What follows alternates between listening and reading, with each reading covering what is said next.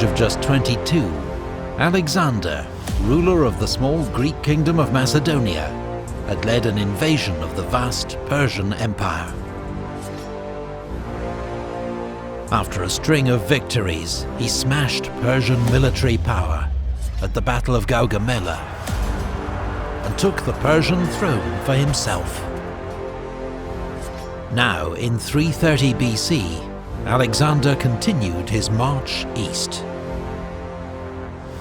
His goal: to find and kill Bessus, a Persian usurper claiming to be the rightful king, and to subjugate the empire's eastern provinces.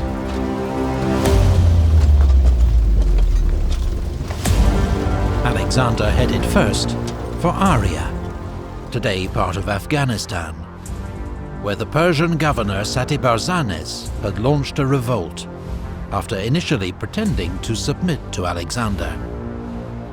The rebellion was crushed and Satibarzanes killed in single combat by a Greek cavalry officer. Nearby, Alexander founded the city of Alexandria Ariana, modern Herat, one of around a dozen cities that Alexander would eventually found, almost all bearing his name. Alexander marched on to Frada. The Macedonian court had a long tradition of plots and assassination. 6 years before, Alexander's own father, King Philip, had been murdered by his bodyguard. He was now informed that Philotas, commander of his companion cavalry, had uncovered a plot to assassinate Alexander, but kept it secret. Philotas and his father Parmenion were among the most respected of Alexander's commanders, and had played crucial roles in all his great victories. But when Philotas confessed, under torture, Alexander had him executed, then sent assassins back to Ecbatana, where Parmenion was governor, to kill him before he even heard of his son's death, and had a chance to turn against Alexander. In 329, Alexander resumed his pursuit of Bessus. En route, he founded the city of Alexandria Arachosia, modern Kandahar in southern Afghanistan. As he reached Kunduz, Bessus was betrayed by his own men and handed over in chains. Alexander sent him back to Persia for execution as a kingslayer. Alexander pushed on into modern Tajikistan, where the Sogdians rose up against him. He had to fight off attacks by local tribes and take several towns by assault.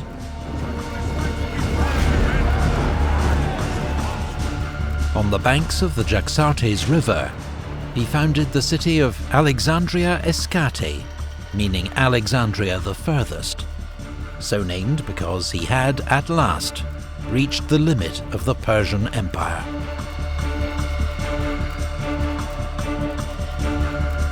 This frontier was frequently raided by nomads, known to the Greeks as Scythians.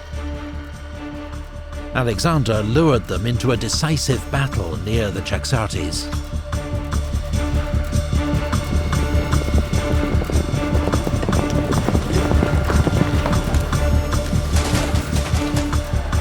The result was a crushing victory for the Macedonian king that put an end to the raids. But fighting against Bactrian and Sogdian tribes continued, frustrating Alexander and tying him down in a difficult guerrilla war.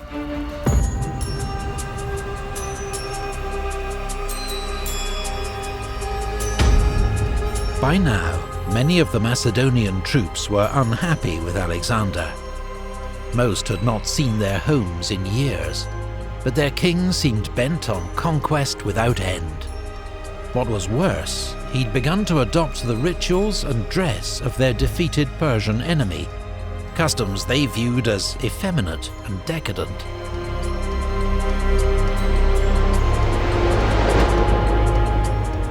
At Marakanda, modern Samarkand, after a furious, drunken argument, Alexander killed Clytus the Black. Clytus had been one of Alexander's best generals, and the man who'd saved his life at the Battle of the Granicus. Alexander was full of remorse, but his growing arrogance was alienating more and more old comrades. When he tried to make his countrymen perform the traditional Persian ritual of proskinesis, prostrating themselves before the king, he crossed a line. To Greeks, this was blasphemy. Only a god was worthy of such respect, and Alexander was forced to back down. In Bactria, another plot to assassinate Alexander was uncovered. This time the ringleader was a royal page, one of the sons of Macedonian nobility who attended the king. Hermolaus had become murderously bitter towards Alexander over a perceived injustice. He and his accomplices were tortured and then stoned to death. Callisthenes, Alexander's official historian, was also implicated in the conspiracy. He was thrown in prison, where he later died. That summer, in 327, according to legend, Alexander became captivated by the beauty of Roxana, daughter of a Bactrian lord.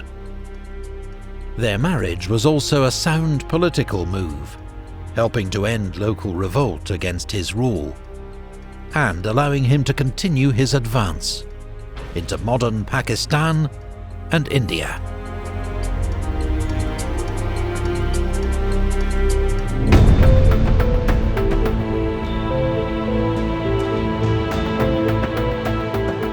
Alexander now prepared to subdue the Persian Empire's most eastern provinces, which had yet to recognize his kingship. To do so, he would first have to cross the Hindu Kush mountains and reach the Indus River valley.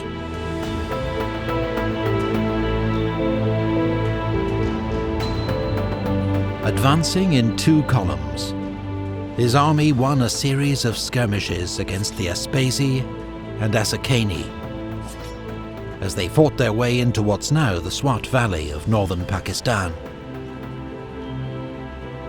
After a fierce siege, Alexander took the Asakanian capital of Masaga. According to legend, it was ruled by a beautiful queen, Cleophas, who bore Alexander a son and was allowed to keep her throne.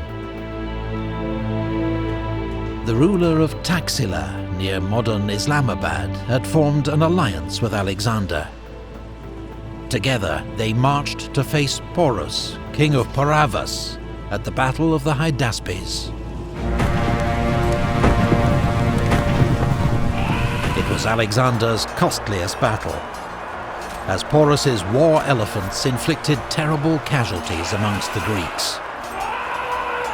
But despite Porus's fearless leadership, the battle ended in a decisive victory for Alexander, winning him control of the Punjab. Alexander wanted to push on into India, to reach the great river, which ancient Greek geographers said formed the edge of the world. But at the river Hyphasis, known today as the Bias, his army mutinied. His men had marched thousands of miles, fought countless battles, and not seen their homes in 8 years. They'd heard rumours of gigantic armies waiting for them in India. They refused to go any further.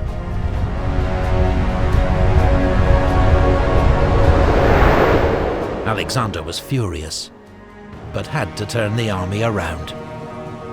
He followed the rivers of the Punjab to the sea, a journey that took 10 months.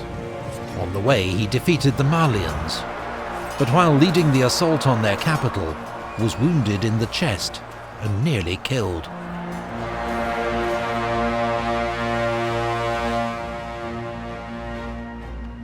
On reaching the coast, part of the army under Nearchus boarded ships and returned to Persia by sea, sailing through the Straits of Hormuz and entering the Persian Gulf. It was one of the great ancient voyages of exploration, as these waters had been previously unknown to Greeks. Meanwhile, Alexander led the rest of the army back by land through the Gedrosian Desert, today in southern Pakistan. But extreme heat and shortages of food and water led to terrible suffering and many deaths among his army. On his return to Persia, Alexander executed several of his viceroys and governors, men accused of ruling unjustly and robbing temples and tombs during his long absence in the east. At Susa, he arranged a magnificent mass marriage of Macedonian officers to 80 Persian noblewomen to strengthen bonds between his two kingdoms. Alexander himself married 2 Persian princesses. He also paid all his soldiers' debts and ordered 30,000 youths from across the empire to be trained in the Macedonian art of war.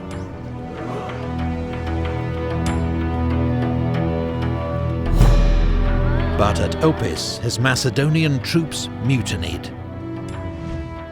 They were offended by Alexander's apparent preference for Persian advisors and Persian ways. Alexander had the ringleaders executed and made a speech to the men reminding them of the glories they'd won together, and leading eventually to an emotional reconciliation.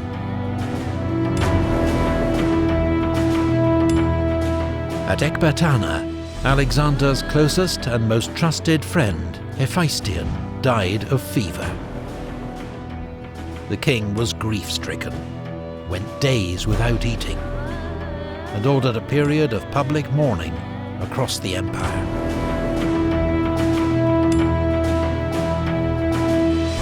Alexander waged a successful campaign against the mountain raiders of Kossia, who not even the Persian kings had been able to subdue. Returning to Babylon, he was met by embassies from distant peoples, come to recognize his greatness. Ethiopians, Libyans, European Scythians, Lucanians, Etruscans, Gauls, and Iberians. Alexander's Bactrian wife, Roxana, was now pregnant. But as he planned his next campaign to Arabia and beyond, he developed a sudden fever and died days later, aged just 32. The cause of Alexander's death has never been established. It may have been malaria, cholera, typhus, or poison.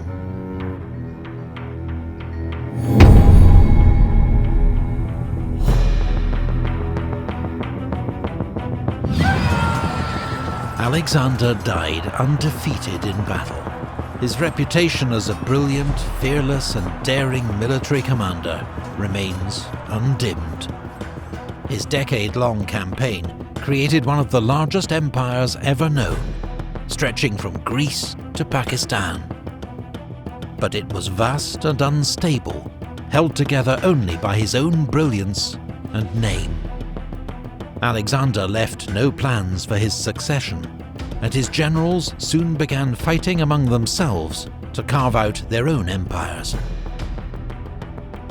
In the Wars of the Successors, Alexander's widow Roxana and his young son were murdered.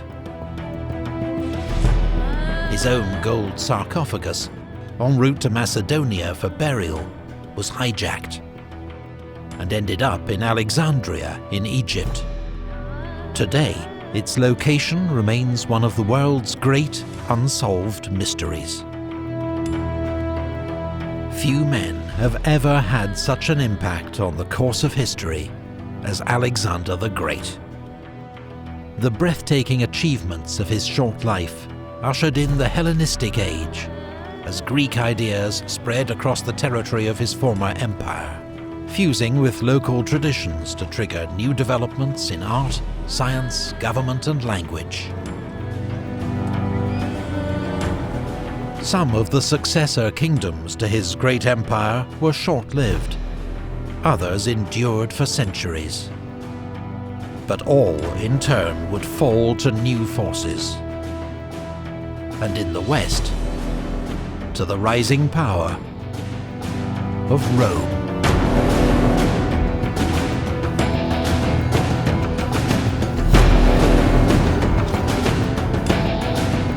Research and artwork for this video comes from Osprey Publishing's extensive range of books on ancient history.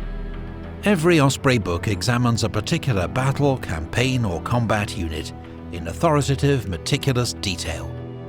And with more than 3,000 titles, they cover everything from ancient warfare to modern conflict. Visit their website to see their online catalogue. Thank you to all the Patreon supporters who made this video possible, and to the channel Invicta. Find out more about key moments from the past in their Moments in History series.